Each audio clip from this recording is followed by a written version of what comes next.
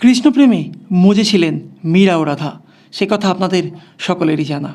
ষোড়শ শতকে আরও একজন সমাজ সংস্কারক যিনি কৃষ্ণপ্রেমে মোহিত হয়েছিলেন, আজ তারই গল্প শোনাবো আপনাদের। যাত্রা হোক শুরু, নিয়ে কৃষ্ণ নাম। আজ আপনাদের নিয়ে যাব শ্রী চৈতন্য মহাপ্রভুর জন্মস্থান নবদ্বীপ ধাম। নমস্কার, সুপ্রভাত। কেমন আছেন সকলে? টুকরো ভ্রমণের নতুন এক পর্বে আপনাদের সবাইকে স্বাগত। এই মুহূর্তে দাঁড়িয়ে আছি বালির 2 নম্বর প্ল্যাটফর্মে। আজ গন্তব্য হচ্ছে নবদ্বীপ ধাম ও মায়াপুর। তাহলে ট্রেনে উঠে যাক আর এগোনো যাক গন্তব্যের দিকে। ট্রেনে উঠে বললাম চলুন ডেস্টিনেশনে গিয়ে আবার বাকি কথা হচ্ছে। বালি থেকে 96 কিলোমিটার পথ অতিক্রম করে চলে এসেছি এই মুহূর্তে আমরা আমাদের অন্তিম স্টেশন বা ডেস্টিনেশন স্টেশন নবদ্বীপ ধামে। আজ ঘুরে দেখবো আমরা নবদ্বীপ ধামের সমস্ত মন্দির। আমি দেখবো আর আপনাদেরও দেখাবো।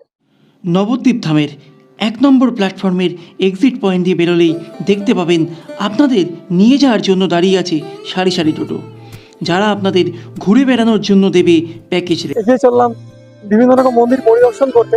টোটো নিয়ে নিলাম। সন্তুদা যথারীতি দৌড়াদৌড়ি করে একখানে স্কিমে গিয়ে রাজি করালাম। আমি সবকিছু আপনাদের ডেসক্রিপশন বক্সে ডিটেলসে বলে দেবো কত কি পড়লো বা কীভাবে কি ঘুরে দেখবেন। নবদ্বীপের বিভিন্ন মঠ ও আশ্রম ঘুরিয়ে তারা আপনাদের পৌঁছিয়ে দেবে নবদ্বীপ ঘাটে। এখান থেকে আপনারা 10 টাকার বিনিময়ে টিকিট কেটে লঞ্চে বা ভুটভুটিতে পৌঁছে যাবেন গঙ্গার অপর প্রান্তে, বা বলা ভালো গঙ্গা ও জলঙ্গির মিলনস্থলে অবস্থিত মায়াপুরে। আপনারা কোথায় কোথায় ঘুরতে চান জানা থাকলে প্যাকেজ না নিলেও চলবে, তবে সেক্ষেত্রে কিন্তু ভাড়া একটু হলেও বেশি পড়তে পারে, তবে দরাদরি করে নিলে কম হয়ে যাবে। বলে দিই, এখানে ঘোরার জন্য টোটোর রেট কিন্তু 300 থেকে 500 টাকা। চলে এসেছি শ্রী শ্রী কেশবজি গৌরীয় মঠের ভেতরে। এখানে মনে হয় টিকিট করতে হবে। টিকিট মনে হয় 5 টাকা করে, আপনাদেরকে বলে দিলাম। টিকিট কেটে জুতো খুলে, হ্যাঁ জুতো খোলার জায়গা, জুতো খুলে ভেতরে ঢুকে দেখি কি আছে।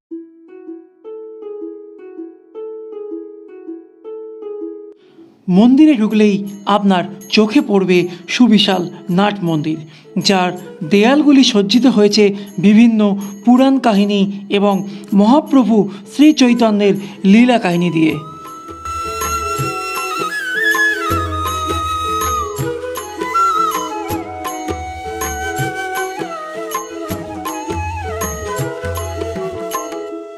নাট মন্দিরের শেষ প্রান্তে ঠিক মাঝখানেই রয়েছে শ্রী রাধিকা দেবী ও কৃষ্ণ ভগবান এবং শ্রী গৌরাঙ্গ মহাপ্রভুর বিগ্রহ।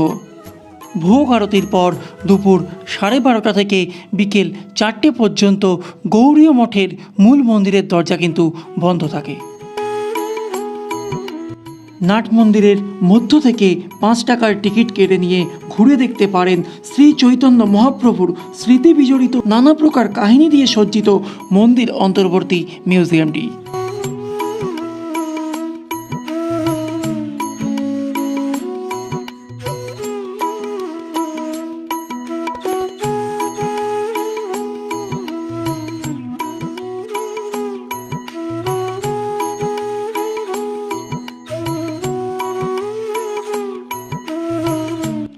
শুধু শ্রী চৈতন্য মহাপ্রভুই না, এই মিউজিয়ামে রয়েছে শ্রীকৃষ্ণ লীলার নানান মাহাত্ম্য।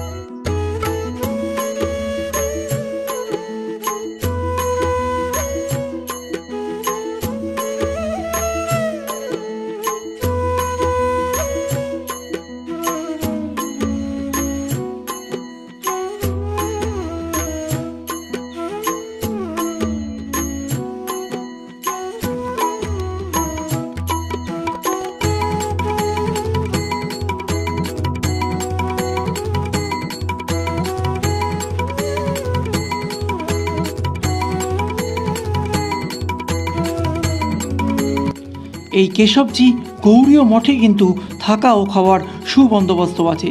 স্ক্রিনের নিচে আমি কন্ট্যাক্ট নাম্বার দিয়ে দিলাম, প্রয়োজন মতো যোগাযোগ করে নিতে পারেন। কেশবজি গৌরীয় মঠ পরিদর্শন করে এই মুহূর্তে এগোচ্ছি আমরা জল মন্দিরের দিকে। দেখুন আমার পিছনে রয়েছে শ্রী চৈতন্য সারস্বত মঠ। সারস্বত মঠের ঠিক উল্টো দিকেই রয়েছে আপনার জল মন্দির।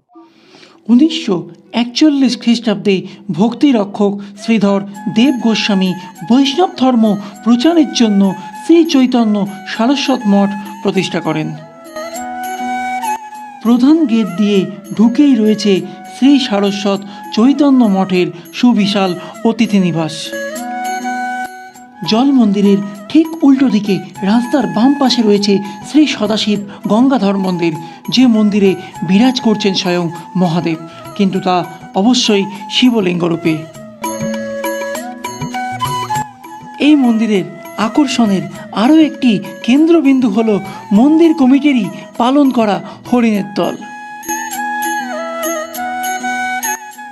এই জল মন্দির ভক্তদের জন্য খোলা থাকে সকাল 7টা থেকে সন্ধে 7টা পর্যন্ত। আপনাদের ঢোকার সময় দেখিয়েছি চৈতন্য সারস্বত মঠ। এই মঠের ভেতরেই রয়েছে মূল মন্দিরটি, যেখানে রয়েছে রাধা গোবিন্দ ও মহাপ্রভুর বিগ্রহ। এই মূল মন্দিরটি খোলা থাকে ভোর 4টে থেকে দুপুর 1টা পর্যন্ত ও বিকেল 4টে থেকে রাত 8টা পর্যন্ত। জল মন্দিরের প্রধান আকর্ষণ হল লেকের মাঝখানে অবস্থিত গিরিরাজের মন্দির ও লেকের জলে নানা রকম রঙিন মাছ।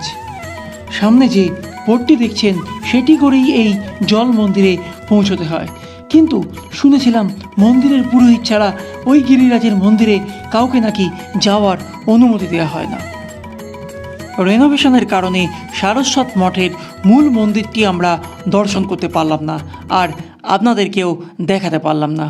জল মন্দির থেকে বেরিয়ে পূর্ব পরিকল্পনা অনুযায়ী করে নিয়েছিলাম সকালের ব্রেকফাস্ট। সকালের ব্রেকফাস্টে ছিল নবদ্বীপের সেরা পরোটা আর আলুর তরকারি। ব্রেকফাস্টের পর আমাদের পরবর্তী গন্তব্য ছিল সোনার গৌরাঙ্গ। আপনাদের বলা হয়ে ওঠেনি কিভাবে আসবেন এই নবদ্বীপ ধাম।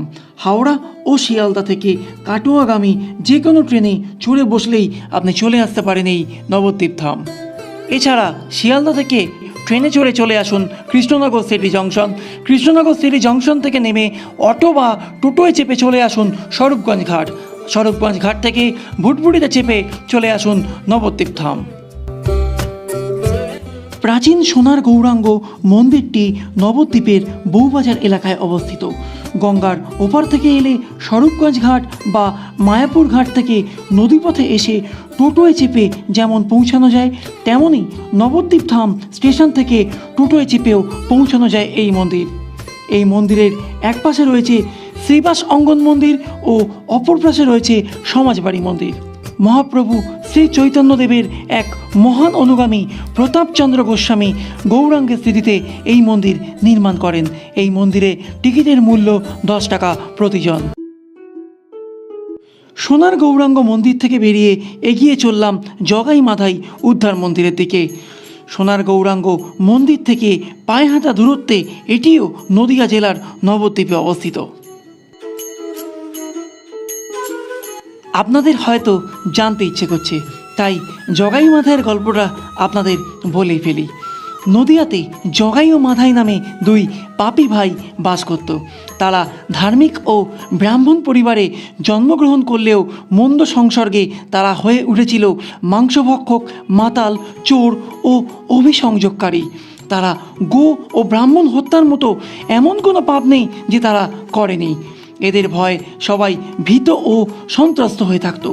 একদিন প্রভু নিত্যানন্দ এদের কৃষ্ণ নামের জপ করার কথা বললে এরা ক্ষুব্ধ হয়ে নিত্যানন্দ প্রভুর মাথায় আঘাত করে ভাঙা কলসি দিয়ে। তাতে ভগবান মহাপ্রভু নিত্যানন্দ ক্রুদ্ধ না হয়ে তাদের ক্ষমা করে দেন এবং ভগবান কৃষ্ণের প্রতি তাদের বিশুদ্ধ প্রেম ও ভক্তিময় করে তোলে। এইভাবে মহাপ্রভু এই স্থানে জগাই মাধাইকে ঈশ্বরের দীক্ষায় দীক্ষিত করে উদ্ধার করেন।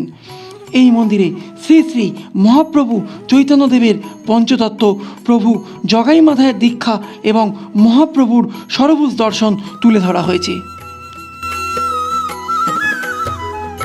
আপনাদের বলা হয়নি জগাই মাধাই মন্দিরে টিকিটের মূল্য জনপ্রতি 5 টাকা। জগাইমাথাই মন্দির থেকে বেরিয়ে হাঁটা পথে একটু এগোলেই ডান হাতে পড়বে সমাজবাড়ি আশ্রম। নবদ্বীপের শ্রীবাস অঙ্গন ঘাটের কাছে অবস্থিত প্রাচীনতম মন্দির হল এই সমাজবাড়ি আশ্রম। শ্রী শ্রী রাধারমন চরণ দাস এই মন্দির নির্মাণ করেন। প্রতি বছর রাধারমন চরণ দাসের তিরোধান দিবস এখানে খুব ধুমধাম করে পালন করা হয়। কথিত আছে ওই দিন দাদাজি নাকি কল্পতরু হয়েছিলেন। ও আপনাদের বলে রাখি, এই মন্দিরে রাধারমন চরণ দাস কিন্তু দাদাজি নামেই পরিচিত, কারণ তিনি ওই নামে ডাকাই বেশি পছন্দ করতেন। এই মন্দিরে যেমন আছে শ্রী শ্রী রাধারমন চরণ দাস বা দাদাজির পূর্ণ সমাধি মন্দির, তেমনই আছে তার গুরু গৌর হরিদাস বাবাজি মহারাজের পূর্ণ সমাধি মন্দির। এছাড়াও এই আশ্রমে আছে রাধাকৃষ্ণ ও গৌর নিতাইয়ের একটি সুন্দর মন্দির, যেটি ভোগ নিবেদনের কারণে বন্ধ ছিল। এই আশ্রমের প্রাঙ্গণে ঠিক দাদাজির সমাধি মন্দিরের উল্টো দিকেই রয়েছে শ্রী শ্রী গোপেশ্বর মহাদেবের একটি মন্দির। এই সমাজবাড়ি আশ্রমেও কিন্তু থাকা ও খাওয়ার সুবন্দোবস্ত আছে। সমাজবাড়ি আশ্রম থেকে বেরিয়ে চোখে পড়ল রাসের মেলার প্রস্তুতি। ইচ্ছে রইল পরে কোনো এক সময় এসে এই নবদ্বীপে রাসের মেলা ঘুরে দেখব আর আপনাদেরকেও দেখাবো। সমাজবাড়ি আশ্রমের পর আমাদের পরবর্তী গন্তব্য ছিল রানীর ঘাটে অবস্থিত গুপ্ত বৃন্দাবন। এখানেও রয়েছে একটি সুবিশাল ও সুসজ্জিত নাট মন্দির।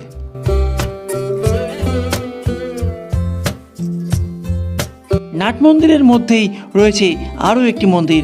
সেই মন্দিরে বিগ্রহ হিসেবে বিরাজ করছে রাধাকৃষ্ণ ও গৌর নিতাই। গুপ্ত বৃন্দাবনে 10 টাকা টিকিটের বিনিময়ে আমরা ঘুরে দেখলাম সুসজ্জিত মিউজিয়ামটি।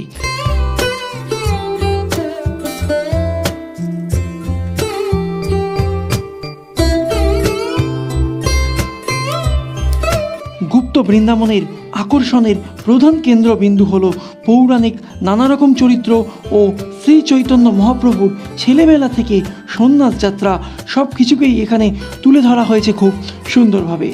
সঙ্গে উপরি পাওনা হিসাবে রয়েছে নানাবিধ আলোর খেলা।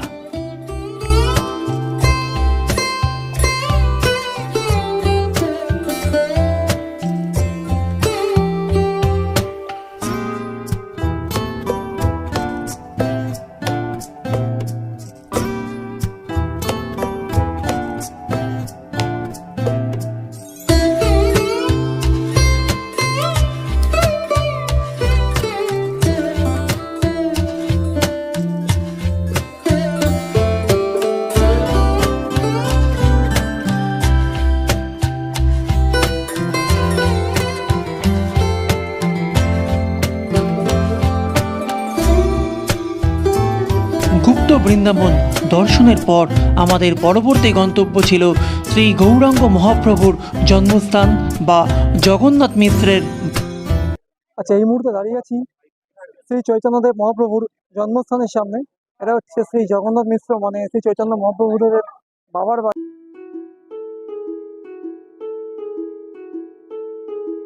কৃষ্ণদাস কবিরাজের চৈতন্য চরিতামৃত গ্রন্থের বর্ণনা ও বঙ্গীয় সনাতন ধর্মাবলম্বীদের মতানুযায়ী 1407 শতাব্দের বা 1486 খ্রিস্টাব্দে চৈতন্য মহাপ্রভু ফাল্গুনী পূর্ণিমার দোলযাত্রা উৎসবকালীন সন্ধ্যাকালে সিংহলগ্নে চন্দ্রগ্রহণের সময় জন্মগ্রহণ করেছিলেন। তার পিতামাতা ছিলেন প্রাচীন গৌরবঙ্গে নদিয়া অন্তর্গত নবদ্বীপের অধিবাসী হিন্দু ব্রাহ্মণ পণ্ডিত জগন্নাথ মিশ্র ও শচী দেবী। চৈতন্য মহাপ্রভু ছিলেন ভারতবর্ষে আবির্ভূত এক বহু লোকপ্রিয় বৈষ্ণব সন্ন্যাসী ও ধর্মগুরু মহাপুরুষ এবং 16 শতাব্দীর বিশিষ্ট সমাজ সংস্কারক। তাকে রাধাকৃষ্ণের যুগল প্রেমাবতার বলা হয়। মহাপ্রভু ছিলেন শ্রীমৎ ভাগবত পুরাণ ও শ্রীমৎ ভগবত গীতায় উল্লেখিত দর্শনের ভিত্তিতে ভক্তিযোগ ও ভাগবত দর্শনের বিশিষ্ট প্রবক্তা ও প্রচারক। তার মন্ত্রপ্রদাতা গুরু ছিলেন স্বামী ঈশ্বরপুরী ও সন্ন্যাস দীক্ষা গুরু ছিলেন স্বামী কেশব ভারতী। তার শিষ্যত্ব গ্রহণ করেছিলেন রূপা গোস্বামী, সনাতন গোস্বামী, গোপাল ভট্ট গোস্বামী, রঘুনাথ ভট্ট গোস্বামী, রঘুনাথ দাস গোস্বামী ও জীব গোস্বামী প্রমুখ। সংস্কৃত ভাষায় শিক্ষাষ্টক নামক প্রসিদ্ধ স্তোত্রটিও মহাপ্রভুরই রচনা।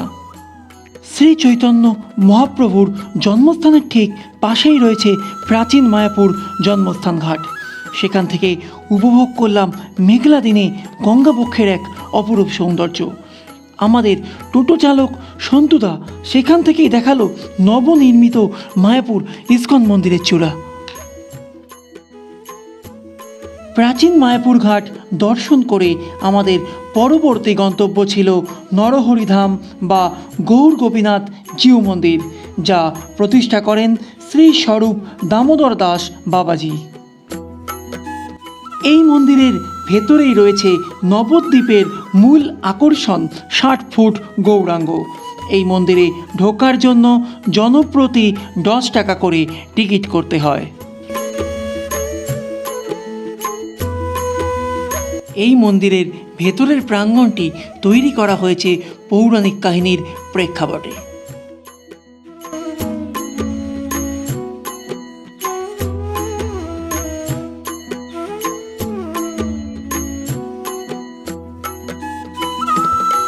নবদ্বীপের অন্যান্য মন্দিরের মতো এই মন্দিরের ভেতরেও একটি সুন্দর মিউজিয়াম আছে, যা সজ্জিত হয়েছে শ্রী চৈতন্য মহাপ্রভু, শ্রীকৃষ্ণ ও নানান দেবদেবীর নানান রকম মাহাত্ম্য দিয়ে।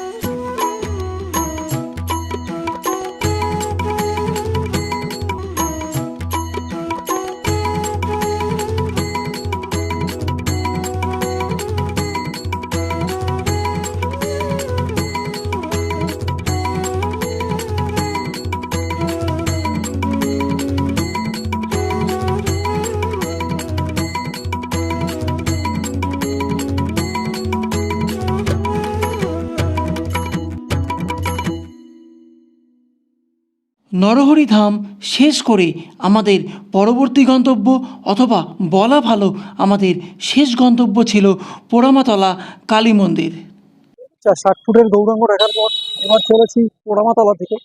পোড়ামাতলা শিব মন্দির দেখবো, মা কালী মন্দির দেখবো। পোড়ামা কালী মন্দির পশ্চিমবঙ্গের নদিয়া জেলার নবদ্বীপ শহরে অবস্থিত একটি প্রাচীন কালী মন্দির। পোড়ামা নবদ্বীপের অধিষ্ঠাত্রী লৌকিক দেবী। এই মন্দিরের পাশেই ভবতারণ শিব এবং ভবতারিণী কালী মন্দির অবস্থিত। নবদ্বীপের গ্রাম্য দেবী পোড়ামা সারা বছর দক্ষিণাকালীর ধ্যানেই পূজিত হন, তবে শুধুমাত্র সরস্বতী পূজার দিন শ্রী পঞ্চমী তিথিতে দেবী নীল সরস্বতী রূপে পূজিত হন। পোড়ামার এই প্রাঙ্গণেই নবদ্বীপের পণ্ডিত ও বিদ্বজ্জনেরা সংস্কৃত চর্চা ও বিতর্ক সভার আয়োজন করতেন। পশ্চিমবঙ্গের হেরিটেজ কমিশন 2019 খ্রিস্টাব্দে পোড়ামাতলাকে নবদ্বীপের হেরিটেজ স্থান হিসাবে তালিকাভুক্ত করেছে। মন্দির ঘিরেই গড়ে উঠেছে বিভিন্ন ফুলমালা ও ডালার দোকান। আপনাদের মন চাইলে এখান থেকেই পূজা সামগ্রী সংগ্রহ করে মায়ের মন্দিরে পুজো দিতে পারেন।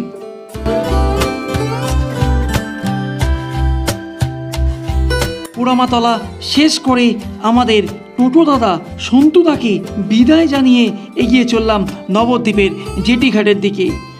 আজ আপনাদের ঘুরে দেখাবো মায়াপুরের কিছু দর্শনীয় স্থান।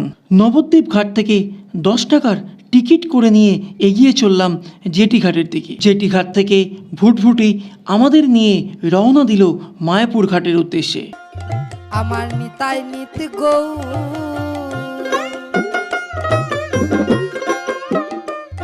একবার ডাকরে নিতাই গৌর বলে, নিতাই নিত গৌ।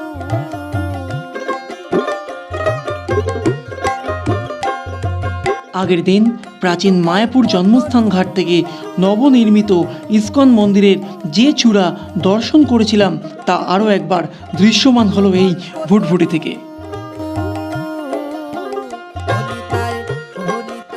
আকাশের মুখ ক্রমশ যেন আরও ভার হয়ে আসছিল, কিন্তু গঙ্গা বক্ষে ভ্রমণের এক অপরূপ সৌন্দর্য মনকে যেন মন্ত্রমুগ্ধ করে তুলল। মাতালে ধীরে ধীরে কমে আসতে থাকলো মায়াপুর ঘাটের সঙ্গে আমাদের দূরত্ব। মাতালে দূরে আমার স্ক্রিনের ঠিক ডান দিকে যে জলধারা বয়ে চলেছে তা হলো জলঙ্গি নদীর জলধারা।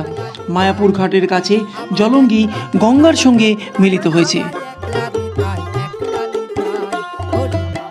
আপনাদের একটি সঠিক দিক নির্দেশ দিয়ে রাখি, নবদ্বীপ ঘাট থেকে মায়াপুর ঘাটের দিকে এলে কখনোই ভুটভুটিতে উঠবেন না, কারণ ভুটভুটি ঘাট থেকে টোটো স্ট্যান্ড পৌঁছাতে আপনাকে কিন্তু বেশ কিছুটা হাঁটতে হবে, কারণ এটি গঙ্গা তীরবর্তী অঞ্চলে অবস্থিত।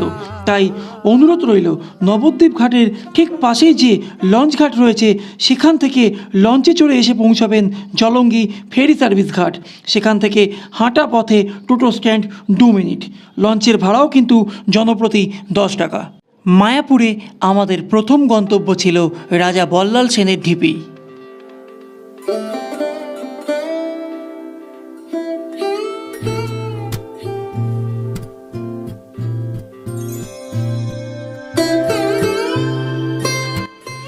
বল্লাল সেন বাংলার সেন রাজবংশের দ্বিতীয় তথা শ্রেষ্ঠ নৃপতি ছিলেন।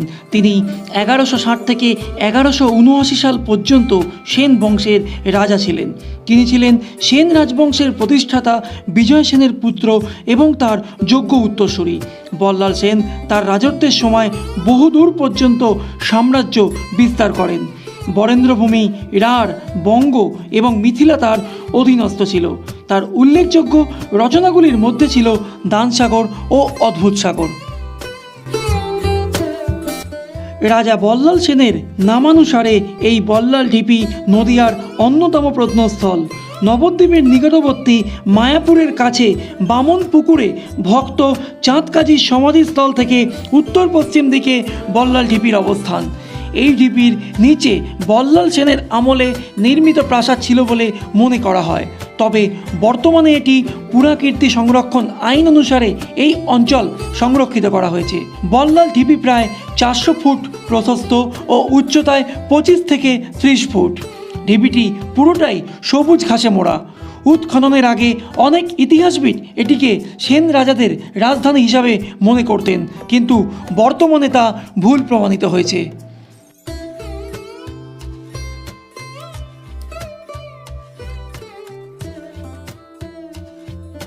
কেমন লাগছে বলো? ভালো লাগলে কিন্তু প্লিজ একটাই রিকোয়েস্ট, সবাইকে চ্যানেলটা কিন্তু সাবস্ক্রাইব করবেন, আর অবশ্যই কিন্তু লাইক আর শেয়ার করবেন। আর সাবস্ক্রাইব করার সময় যেটা বলার, পাশের বেল আইকনটা কিন্তু অবশ্যই প্রেস করবেন। বল্লাল সেনের ঢিপির পর আমাদের পরবর্তী গন্তব্য ছিল মায়াপুর থেকে 3 কিলোমিটার দূরের যে চাঁদকাজীর সমাধি। সেই চাঁদকাজীর সমাধির 1 কিলোমিটার পূর্বে রাজাপুর অঞ্চলে অবস্থিত জগন্নাথ, বলদেব ও সুভদ্রা দেবীর মন্দির। মন্দিরে প্রবেশের পর মন্দিরের ইতিহাস জানার জন্য চলে আসুন প্রবেশ পথের ঠিক বাঁ দিকে। এখানে পরপর সজ্জিত রয়েছে মন্দিরের সমস্ত ইতিহাস। চলুন এক ঝলকে মন্দিরের ইতিহাসটা আপনাদের বলে ফেলি। শ্রী চৈতন্য মহাপ্রভুর সমসাময়িক এক ভক্ত শ্রী জগদীশ গাঙ্গুলি একসময় শারীরিক সক্ষমতা ও দৃষ্টিশক্তি হারানোর ফলে শ্রী পুরীধামে রথযাত্রা উৎসব দর্শন এবং সেখানে অবস্থানরত শ্রী মন্মহাপ্রভুর দর্শন থেকে বঞ্চিত হন। তখন তিনি নিজের দুর্ভাগ্যকে দোষারোপ করে আকুলভাবে ক্রন্দন করতে থাকেন এবং দেহত্যাগের সংকল্পও করতে থাকেন। একদিন রাতে ভগবান জগন্নাথ দেব তার এই ভক্তকে স্বপ্নে দেখা দেন এবং বলেন, পরের দিন সকালে তুমি যখন গঙ্গা স্নানে যাবে, একটি বড় কাঠের খণ্ড ভেসে এসে তোমার গাত্র স্পর্শ করবে। তখন তুমি কাষ্ঠখণ্ডটি নিকটবর্তী গ্রামে এক কুষ্ঠরোগী সূত্রধরের কাছে নিয়ে গিয়ে তাকে দিয়ে আমার বিগ্রহ খোদাই করবে। আমার বিগ্রহ প্রতিষ্ঠা করে নীলাচল ধামে জগন্নাথ পুরীর মতো আমার সেবা পুজো করবে। শ্রী জগন্নাথ দেবের নির্দেশ মতো গঙ্গা স্নানকালে ভাসমান একটি বড় কাষ্ঠখণ্ড এসে জগদীশ গাঙ্গুলির গাত্র স্পর্শ করলে তিনি দৃষ্টিশক্তি ফিরে পান। তখন তিনি সেখানে উপস্থিত কয়েকজন গ্রামবাসীর সাহায্যে কাষ্ঠখণ্ডটি স্বপ্নাদিষ্ট জনৈক কুষ্ঠ রোগাক্রান্ত সূত্রধরের কাছে নিয়ে যান এবং তাকে সমস্ত বৃত্তান্ত বলে শ্রী জগন্নাথ দেবের সেই বিগ্রহ প্রস্তুত করতে অনুরোধ করেন। এরপর সূত্রধর বা কাঠুরে নিজের রোগাক্রান্ত দুরবস্থার কথা ব্যক্ত করে বিগ্রহ প্রকাশে তার অক্ষমতার কথা জানান। কিন্তু এটি পরমেশ্বরের পরম ইচ্ছা এবং তা পূরণার্থে তোমার প্রয়াস করা উচিত, এই বলে জগদীশ গাঙ্গুলি তাকে বোঝালেন। অতঃপর সূত্রধরটি এই মহৎ কার্য সম্পাদনে ব্রতী হন। কুষ্ঠ রোগাক্রান্ত হওয়ায় প্রথমে তার অত্যন্ত কষ্ট হতে থাকে এবং কার্যে বিলম্ব হতে থাকে, কিন্তু বিগ্রহ নির্মাণ কার্য অগ্রসর হওয়ার সঙ্গে সঙ্গে সূত্রধরটিও আরোগ্য লাভ করতে থাকে। খোদাই কার্য সমাপ্ত হলে অন্যান্য ভক্তগণ সহ জগদীশ গাঙ্গুলি শ্রী শ্রী জগন্নাথ, বলদেব ও সুভদ্রা দেবীর অপ্রাকৃত মূর্তি প্রতিষ্ঠিত করলেন। বিকেল 4টের প্রাককালে এই মন্দির দর্শন করার কারণে জগন্নাথ মহাপ্রভু, বলদেব ও সুভদ্রা দেবী অধিষ্ঠিত মূল মন্দিরের দরজা, এমনকি মূল মন্দিরের পশ্চিম দিকে অবস্থিত মহাপ্রভু ও সীমান্তিনী দেবীর অধিষ্ঠিত মন্দিরের দরজা বন্ধ থাকার কারণে দর্শন হলো না এবং আপনাদেরকেও দেখাতে পারলাম না। অনুরোধ রইল বিকেলের দিকে মন্দির দর্শনে এলে অবশ্যই বিকেল 4টের পরে আসবেন। মহাপ্রভু ও সীমান্তিনী দেবী অধিষ্ঠিত এই মন্দিরের দেয়ালে খোদিত আছে পৌরাণিক নানান রকম পংক্তি। সেখান থেকেই একটি ক্ষুদ্র পংক্তি আপনাদের পাঠ করে শোনাচ্ছি। কোন কালে সত্যযুগে দেবমহেশ্বর শ্রী গৌরাঙ্গ বলি নৃত্য করিল বিস্তর। পার্বতী জিজ্ঞাসে তবে দেবমহেশ্বরে, কেবা সে গৌরাঙ্গ দেব বলহ আমারে। তোমার অদ্ভুত নৃত্য করি দর্শন, শুনিয়া গৌরাঙ্গ নাম গলে মোর মন। হরে কৃষ্ণ কৃষ্ণ কৃষ্ণ হরে হরে, হরে রাম রাম রাম হরে হরে। অবশেষে এগিয়ে গেলাম হরে কৃষ্ণ মহামন্ত্র মন্দিরটির দিকে।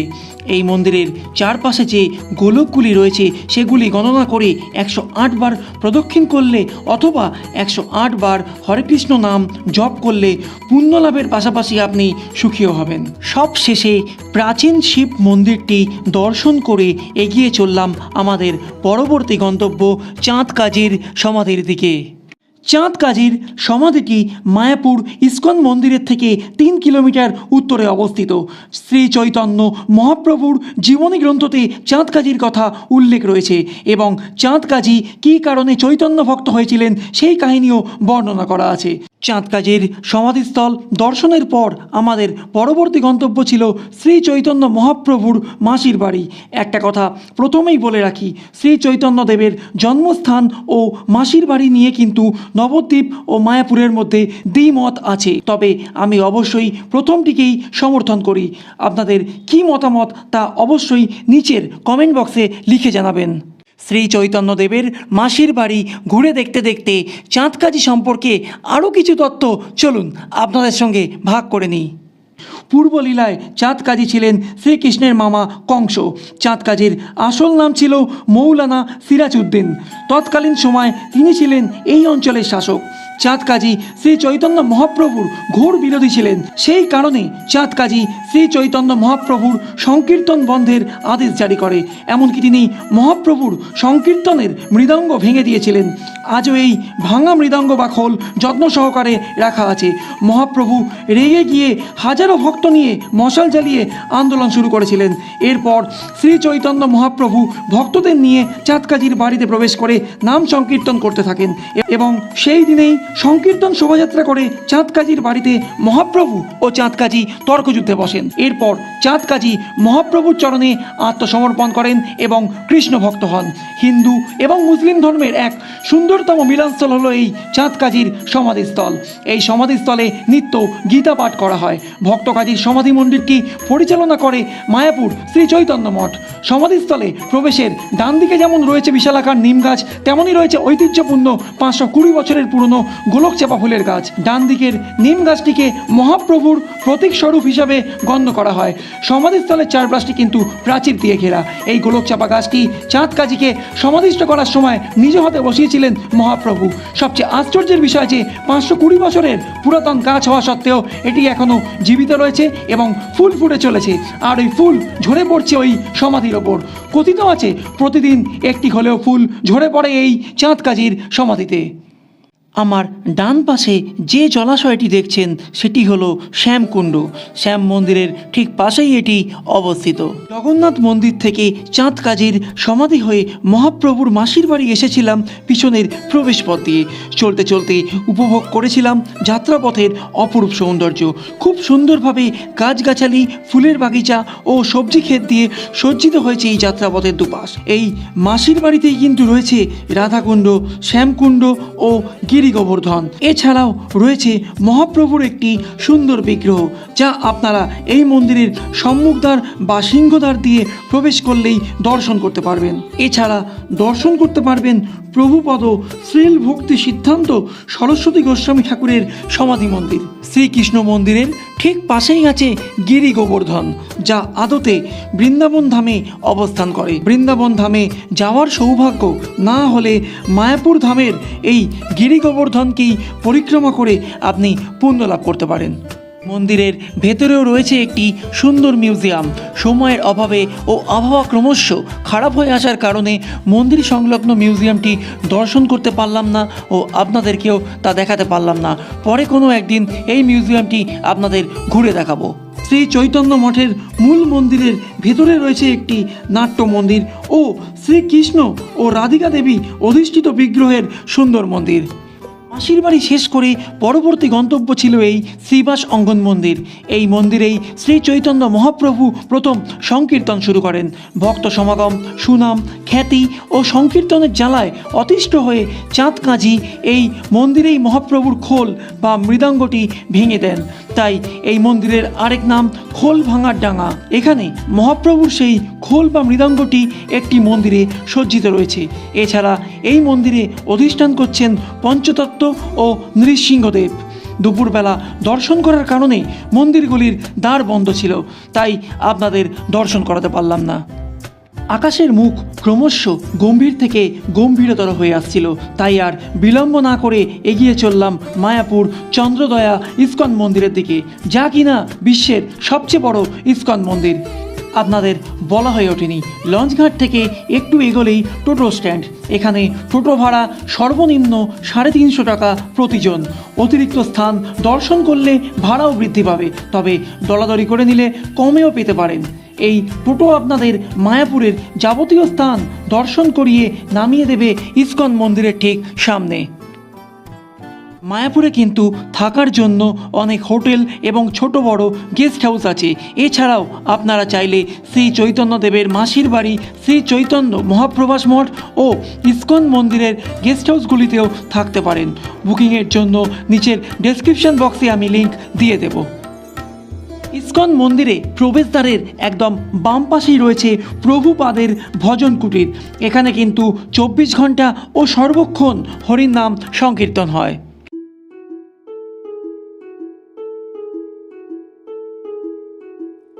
ভোগ গ্রহণের জন্য আমার স্ক্রিনের একদম বাঁ দিকে রয়েছে সুলভ ভোজনালয়। এখানে কুপন মূল্য 40 টাকা, তার পাশে গীতা ভবন মূল্য 60 টাকা, তার পাশে নামহট্ট ভবন মূল্য 50 টাকা, আর তার পাশে রয়েছে গদা ভবন মূল্য 80 টাকা। 3 থেকে 6 বছরের বাচ্চা হলে কুপন মূল্য অর্ধেক, কিন্তু 6 বছরের ঊর্ধ্বে পুরো মূল্য দিতে হবে। শেষ বিকেলে প্রায় 3:30 নাগাদ সুলভ ভোজনালয় থেকে 40 টাকার বিনিময়ে কুপন সংগ্রহ করে গ্রহণ করেছিলাম ভোগ প্রসাদ। আচ্ছা, যথারীতি ভোগ খাওয়া কমপ্লিট হলো। আপনাদের তো বলতে খেয়াল নেই, এখানে কিন্তু ভোগের কুপন আপনারা কিন্তু দুপুর 12টা থেকে বিকেল 4টে অবধি গ্রহণ করতে পারবেন, আর টিকিটের মূল্য হচ্ছে আপনার 40 টাকা। এবার একটুখানি ইস্কন মন্দিরটা ঘুরে দেখবো। হাতে বেশি সময় নেই, কারণ আকাশের অবস্থা কিন্তু বিশেষ ভালো না। অলরেডি কিন্তু 1 পশলা বৃষ্টি হয়ে গেছে। বলতে গেলে জুতো ফুতো সবই ভিজে গেছে যা ছিল সঙ্গে। ভোগ গ্রহণের পর বৃষ্টিস্নাত দিনে এক ঝলকে দেখে নিলাম ইসকন মন্দিরের আশপাশ। এগিয়ে চললাম মূল মন্দিরটির দিকে। মন্দির সম্পর্কে একটু বলে রাখি, মায়াপুর ইসকন কমপ্লেক্সে বিদ্যমান মন্দিরের কাছাকাছি নতুন চন্দ্রোদয় মন্দির তৈরি করা হয়েছে। মন্দিরটি রাধা মাধবকে উৎসর্গ করা হয়েছে। এটি পূর্ব এবং পশ্চিম স্থাপত্যের মিশ্রণ সহ একটি বিশাল মন্দির। এটি বিশ্বের বৃহত্তম হিন্দু মন্দির এবং সবচেয়ে উঁচু মন্দিরগুলির মধ্যে একটি। চন্দ্রদয়া ইসকন মূল মন্দিরের ভেতরে রয়েছে পঞ্চতত্ত্ব, রাধা মাধব, নৃসিংহ ও চৈতন্য মহাপ্রভুর বিগ্রহ।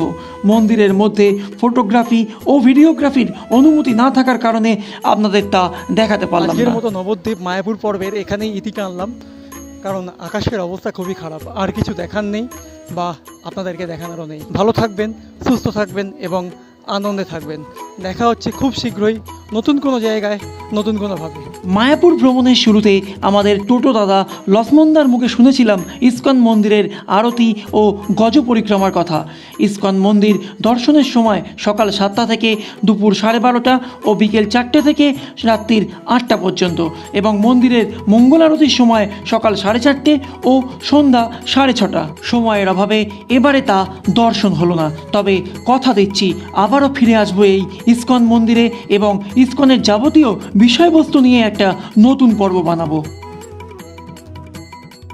মঙ্গল আরতির দর্শন না হলেও বেরোনোর সময় মূল প্রবেশদ্বারের সামনে স্বচক্ষে উপভোগ করলাম কল্পনাতীত গজ পরিক্রমা।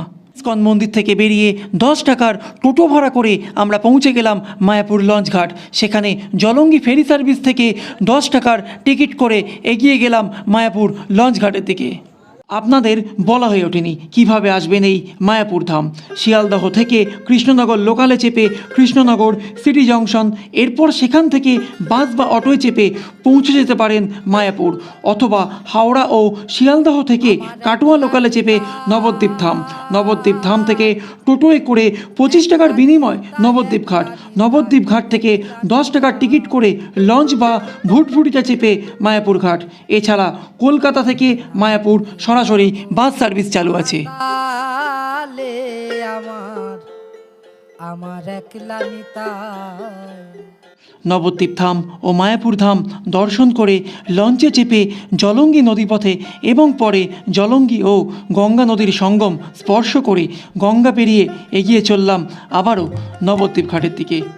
অন্তিম সময় আরও একবার হয়ে যাক কৃষ্ণ বন্দনা। যাত্রা হোক শেষ, নিয়ে কৃষ্ণ নাম। আবারও যেন ফিরে আসতে পারি এই নবদ্বীপ ও মায়াপুর ধাম। জয় নিতাই, রাধে রাধে বলে এই পর্বের এখানেই ইতি টানলাম।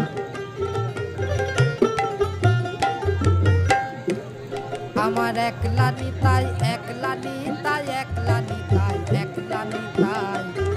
আমার একলা নিতাই, একলা নিতাই, একলা নিতাই, একলা নিতাই।